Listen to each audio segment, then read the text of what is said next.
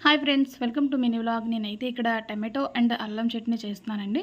ముందుగా స్టవ్ మీద ప్యాన్ పెట్టి అందులో కొంచెం ఆయిల్ వేసిన తర్వాత శనగపప్పు, మినప్పప్పు, కొద్దిగా ధనియాలు వేసి అవి బాగా వేగిన తర్వాత అయితే మనకు టేస్ట్కి సరిపడేంత పచ్చిమిర్చి వేసుకొని అవి కూడా వేగిన తర్వాత ఇక్కడ నేను సన్నగా కట్ చేసి పెట్టుకున్న అల్లం ముక్కలు కూడా యాడ్ చేస్తున్నాను.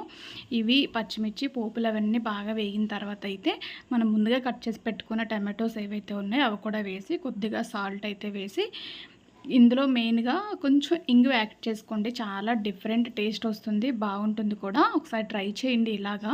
నేనైతే అన్నీ వేసుకున్న తర్వాత బాగా వాటిని టమాటో ముక్కలన్నీ కూడా బాగా మగ్గించుకున్నాను.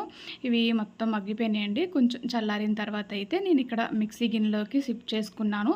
చిన్న నిమ్మకాయ సైజ్ అంత చింతపండు నానబెట్టుకుని వాటర్‌తో సహా మిక్సీ జార్‌లో వేసేసి మనకి టేస్ట్ సరిపడేంత సాల్ట్ అదంతా కూడా అడ్జస్ట్ చేసుకొని మిక్సీ పట్టేసుకుంటే ఎంతో టేస్టీగా ఉండే చట్నీ రెడీ. ఎనీ టిఫిన్‌కి